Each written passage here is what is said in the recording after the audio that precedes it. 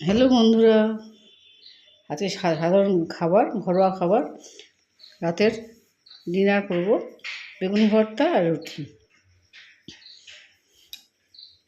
আমরা রাত্রে বেগুন ভর্তাতে রুটি খেতে প্রায় ভালো লাগে, তাই আজকে বেগুন ভর্তার রেসিপিটাই দেখিয়ে দিলাম। প্রথমে দুটো বেগুন নিয়েছি,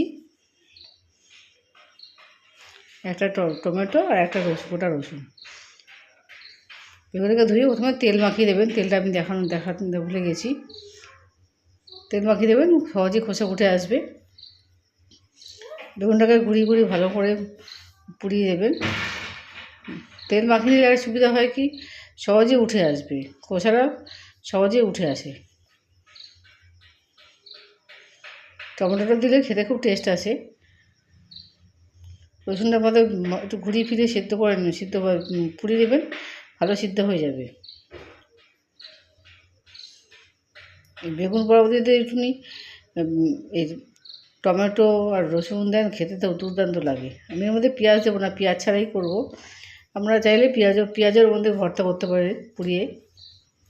পেঁয়াজ দিলেও খাবারটা খুব টেস্ট আসে, এর মধ্যে আমি আজকে পেঁয়াজ ছাড়াই দেখাবো। বেগুনটা আমার হয়ে গেছে, সমস্ত এক এক করে যেগুলো হয়ে গেছে সেগুলো আমি নামিয়ে দেবো। যেমন এই বেগুনটা একটু অল্প এখনও আছে, ঘুরিয়ে ফিরিয়ে দেখে নেবেন, কাঁচা রাখবেন, ঘুরিয়ে ফিরিয়ে একটু ভালো মতো পুড়িয়ে নেবেন।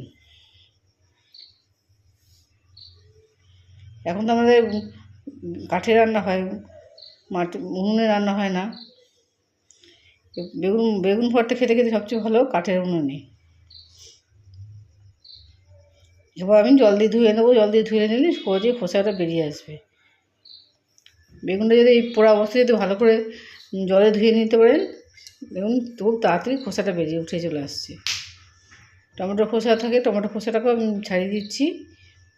রসুনের খোসা সবগুলোকেও ছাড়িয়ে পার করে নেব। সমস্ত ভালো করে আমি এবার পরিষ্কার করে নিয়ে তবে ভর্তাটা ভালো করে বানাবো। ভর্তা যদি ভালো করে বানাতে পারেন, এই দিয়ে আপনি অনেকগুলো রুটি খেয়ে নিতে পারবেন।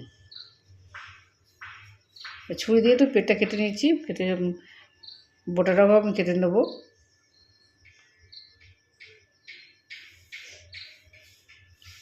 আপনার বাড়িতে অবশ্যই কেউ না কেউ বানিয়ে কোনো সময় বানিয়ে খেয়েছেন। এই বেগুন ভর্তা যদি রুটি খেতে যারা খেয়ে দেখেনি তারা অবশ্যই খেয়ে দেখবেন, কত দুর্দান্ত লাগে। আর কোনো কিছুর প্রয়োজন হবে না। এই বেগুন ভর্তা দিয়েই অনেকগুলো রুটি খেতে পারবেন। লাইক এবং সাবস্ক্রাইব করতে ভুলবেন না। কমেন্ট আমাকে অবশ্যই জানাতে পারেন। সাধারণ ঘরোয়া খাবার আমরা পেখে বানিয়ে থাকি। সাধারণ ঘরোয়া খাবার খেতে মধ্যে কোনো কোনো কোনো ক্ষতিকর বিষয় নেই। তেল মশলা খুব একটা দেবো না, সামান্য তেল দিয়ে একটুখানি ফোড়ন দেবো মাত্র, ওইটুকুনি, বেশি তেলের প্রয়োজনও পড়বে না। যারা তেল খাবেন না, এরকম অবস্থাতেই ভর্তা মেখে ভালো করে খেতে পারবেন। তেল ছাড়া এই বেগুন পোড়াও খাওয়া যায়, কিন্তু আমি সামান্য পরিমাণ তেল দিয়ে একটু করে গাছটাকে শুকিয়ে আনবো। এবার একটু লঙ্কাটা ভেজে নেবো, গোটা শুকনো লঙ্কা। এই গন্ধটা খুবই সুন্দর লাগে, যাতে বেগুনের মধ্যে দিলে খুবই গন্ধটা ভালো আসবে। যে যেমন ঝাল খান সেই অনুযায়ী লঙ্কা দেবেন। আমি একটু ঝাল বেশি পছন্দ করি বলে বেশি করে লঙ্কা দিলাম। আমরা যেমন যে অনুযায়ী ঝাল খাবেন সেই অল্প লঙ্কা দিন, বা একটা লঙ্কা দিতে পারেন যাতে ঝাল কম খান। দেখতে সুন্দর জন্য হলুদটাকে প্রথমে ফোড়ন দিয়ে দিলাম।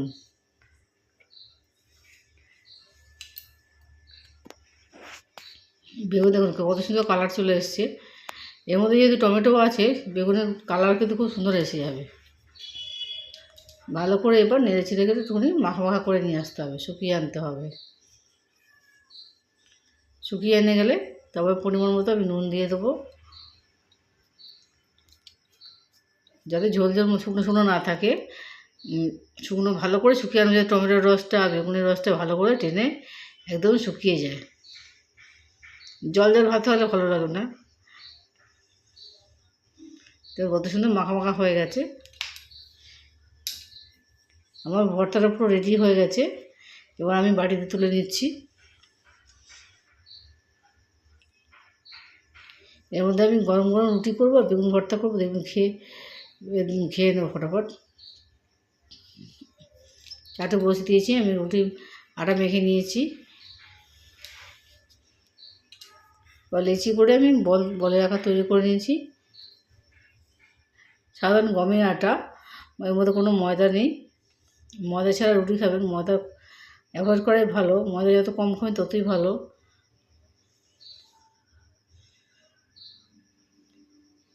আটা রুটি, আটা জিনিস যত খাবেন তত শরীরের পক্ষে ভালো হবে। আমি রুটিটাকে বেলে নিচ্ছি।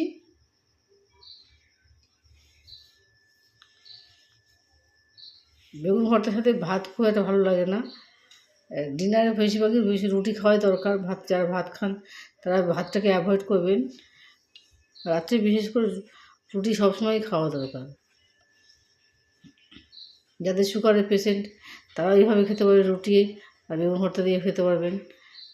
বা সাধারণ যাদের সুগার আছে বা নেই, সবাই এইভাবে খেতে পারবেন। আমি রুটি করে নিচ্ছি।